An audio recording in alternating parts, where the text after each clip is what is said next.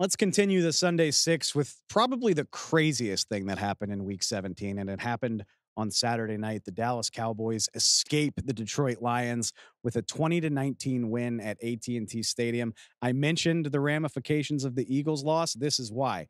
Birds lose to the Cardinals. Now the Cowboys control the NFC East. They can lock up the division with a win in Washington in Week 18. I don't know how many Cowboy fans were expecting that heading into Sunday, but it is the reality now. And it's mind-boggling to think about all the different variables that were affected in this crazy Saturday night game. A 1-point win, and if you live under a rock or if you were just partying that hard on New Year's, maybe you missed it. It was one of the more controversial finishes we've seen this season in the NFL. The Cowboys looked like they had control over it. Some clock mismanagement by Mike McCarthy gives the Lions another chance. They go downfield. They turn a 20-13 game into 20-19. Dan Campbell, to his credit, cojones for days. He decides to go for two. And what happened next has been argued about ad nauseum by everybody who's got an opinion in the NFL. But I can do you one better. We so happen to have a guy here at Fox by the name of Dean Blandino, NFL on Fox rules analyst. He sat down with me to chat about a little bit of a wild sequence at the end of Cowboys Lions. All right, Dean, for starters, I would like to apologize to you because I feel like when you're at your busiest, it's never a good thing, is it? Like, it's always when some sort of controversy hits that everybody wants to talk to you. Exactly. It's like, the gate agent. Nobody wants to talk to the gate agent unless they have a problem, right? The flight's delayed. You got to change your seat. So nobody wants to talk about officiating until there's an issue. Absolutely. And I mean, it's an unfortunate truth. We do appreciate the time. So at this point, it's Monday.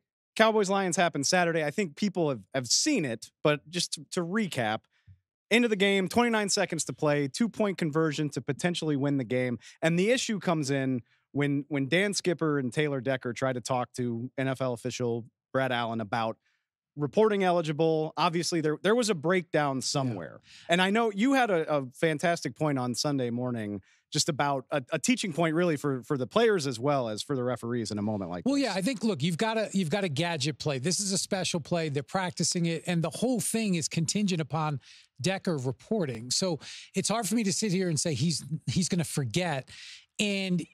But I think what the Lions did is they kind of created this illusion. You had not just Decker and Skipper, but Penei Sewell over with Brad Allen, and to create this kind of illusion as to, well, who's really eligible. But Decker said that he reported. Brad Allen, either there was a miscommunication or he sees Skipper coming onto the field. He assumes it's Skipper who's reporting, announces 70, tells the defense that it's 70, and now you end up with 68 on the end of the line. He can't be on the end of the line unless he reports. He can't go downfield, and he can't catch a pass. And I think that's all of this led to what happened, and ultimately it went against the Lions. Which it kind of, to me, creates a he said sort of situation. Yeah. And look, there's nothing we can do about it now, but what is the teaching point here? Like, did the Lions not do a good enough job here? I've seen a lot of people suggest that maybe Brad Allen assumed that Skipper was eligible because he had been eligible a few times in the game. Yeah. I mean, how do you fix the situation? I think, look, there's responsibility on the player that I have to make sure that I tell the referee that I'm eligible and get that acknowledgement. And then on the official as well, because like you said, okay, 70 had reported previously. I can't just assume because he's coming in the game that he's also going to report, because he may just be coming in the game and line up at an ineligible position. So I think it's going slow. It's a 2-point try. The clock's not running. Let's get all the information. Let's make sure there isn't a miscommunication, and we hopefully could avoid issues like this.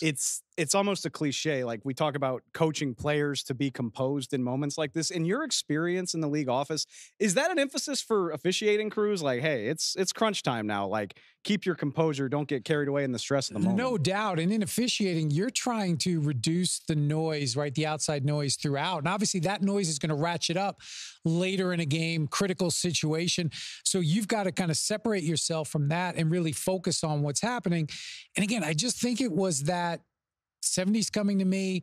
These players are telling me reporting. I assume it's 70. Whether the Lions were trying to disguise it, who knows? And we just were left with this, like you said, the officials say one thing, the team says another, and we're kind of trying to figure it out. So one last thing, and earlier in the game there's another issue as well with the phantom tripping call. I'm sure Cowboy fans are going to point that out forever when this comes Sure. up. I'm curious.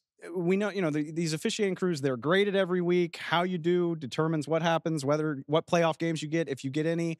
In a situation like this, where it's clearly such a talking point, it's so visible. Does the NFL do anything different than usual with a crew like this in this situation? Nothing different. Like you said, they evaluate every game. They evaluate all the calls that are made, the calls that should have been made. Those evaluations will decide playoff assignments. And ultimately, if you don't grade out well, you could be released. I think when you do have something high profile, especially for the referee, and Brad Allen's crew, they were involved in the Chiefs-Packers game a couple of weeks ago, some high profile calls in that game, controversial calls. So you might take a referee and you want to keep him out of the limelight and say, okay, well, postseason, we're not going to put this official, but that's up to the league to decide that. But ultimately, it's the evaluations that are going to decide who goes into the playoffs. Something to watch. Dean, my resolution is to get you here for a good reason in 2024, but we appreciate the time, man. You got it. Thanks for having me. Don't worry, Cowboy fans. I will have your back in this regard. Yes, the ending of Cowboys-Lions is one of the weirdest things that happened in the NFL this year, but let's give the Cowboys their credit. Nothing was stolen in this game. For starters, the Lions heard Brad Allen declare the wrong guy as eligible, so there was time to change that play. On top of that, even after the penalty controversy, the Cowboys still had to successfully defend not one, but two more two-point conversion attempts. And as I mentioned to Dean Blandino a minute ago, there's also the issue of the phantom tripping call on Peyton Hendershot, a call, if made correctly, allows the Cowboys to run out the clock without the Lions ever having another chance. So there's plenty of stuff that happened here that isn't just the referees stealing a result from the Detroit Lions. And oh, by the way, the Cowboys played pretty damn well in this game, boneheaded clock management notwithstanding. Dak Prescott didn't play well enough to win back the MVP, especially not with what Lamar Jackson did on Sunday, but 345 passing yards and 2 clutch touchdowns in this game. I thought he balled the hell out. You realize the Cowboys ran into stack boxes all night, continually put themselves in disadvantageous situations, and they still converted 50% of their third downs. That's the heater that Dak Prescott was on. CeeDee Lamb sets franchise records for receptions and yards with a 13 catch, 227-yard day. The 92-yard touchdown from Dak to CD, avoiding a would-be safety, extending the play, and uncorking a bomb. The Cowboys played well in this game. We're not going to forget that. And it does matter. For all the hell that they take about not beating enough winning teams, this was a team that had already locked up its division. This is a team with 11 wins, and the Cowboys found a way to outlast them. I thought it was a gritty win. I thought the defense, although the final possession, not what you would call inspiring, but their performance against the run, the amount of tackles for loss that were made by the likes of DeMarcus Lawrence in this game. How about Jordan Lewis and Donovan Wilson baiting Jared Goff into 2 interceptions that they clearly knew were coming? This was a phenomenal performance. It's unfortunate that the weirdness with the referees at the end of the game is going to be what stands out years from now, because it was a deserved win by the Dallas Cowboys. I would have liked to see how all of this played out in a universe without the controversy, but I, for one, am not going to take too much credit away from Dallas for how this played out.